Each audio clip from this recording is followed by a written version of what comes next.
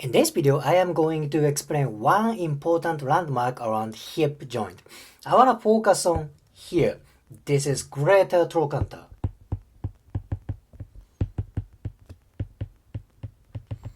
Greater trochanter is big bony bump on lateral part of hip. Where is that? You can palpate that. It's about level of your wrist joint. Okay, it's about level of wrist. Now you feel big bony bump. Why am I talking about greater trochanter today? Because there are so many muscles around greater trochanter. So if you know where that is, if you know what kind of muscles there are, you know where the tightness is coming from, right? Now let me explain what kind of muscles there are. First muscle is this one. This is gluteus medius. Plus deep to gluteus medius, there is gluteus minimus. You don't see gluteus minimus. It's just deep to gluteus medius. Okay, they are on superior part. Plus, there are numerous muscles on back side. There are 6 muscles on back side. These muscles together, that is called deep lateral rotators.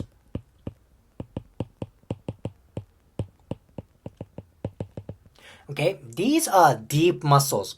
And superficial from these muscles, superficial from deep lateral rotators, there is gluteus maximus. Well, gluteus maximus doesn't attach to greater trochanter, however, that is close enough.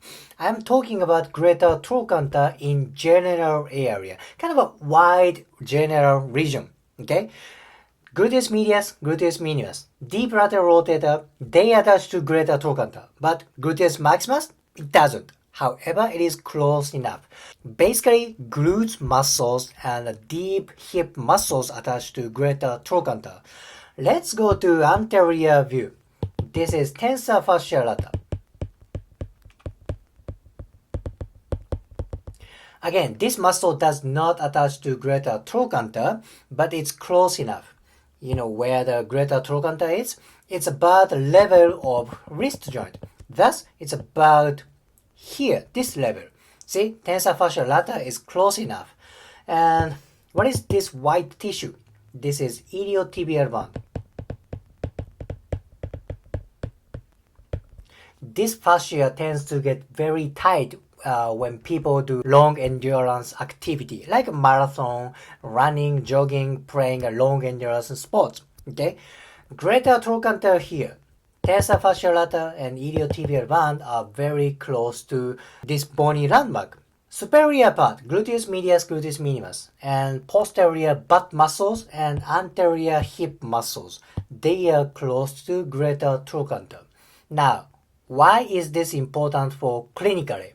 This is so important place for hip movement, pelvic movement, and lumbar movement. Okay, here's the thing.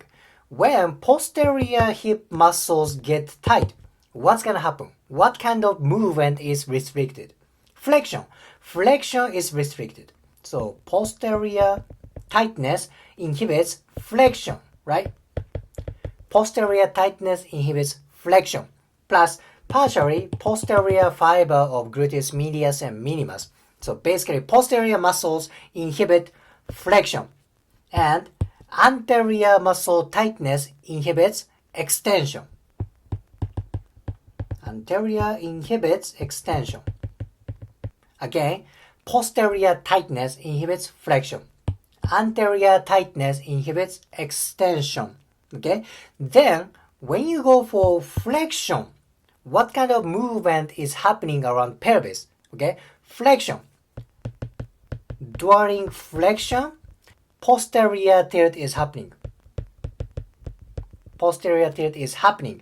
When posterior tilt is happening, lumbar goes to flexion. Again, hip flexion leads to posterior tilt. Posterior tilt leads to lumbar flexion.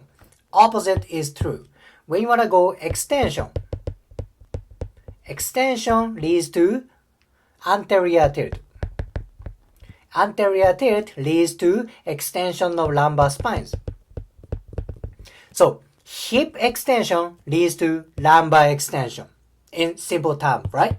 Then hip flexion leads to lumbar flexions. You got it? Now, when posterior hip muscles get tight, you know what's gonna happen? You can't do flexion. Okay? Posterior tightness inhibits flexion, hip flexion. In result, lumbar flexion and posterior tilt are restricted. Opposite is true. When anterior muscles get tight, it's hard to go to extension. Hip extension is restricted. Thus, anterior tilt and lumbar extensions are restricted. Simple way to memorize is posterior muscle tightness inhibits both flexions, lumbar flexions and hip flexions. Anterior hip tightness inhibits both extensions, hip extensions and lumbar extensions. Once you understand these biomechanics, it's easy to analyze imbalance and tightness of hip, pelvis, and lumbar region. Now, where are these muscles going to attach? Around greater trochanter. That is why this bony landmark is so important for hip, pelvis, and lumbar movement. In today's video, I explained what kind of muscles are around greater trochanter, and I explained kind of a basic biomechanics around hip, pelvis, and lumbars. If you liked today's video, please hit the like button, comment, and subscribe. See you next video.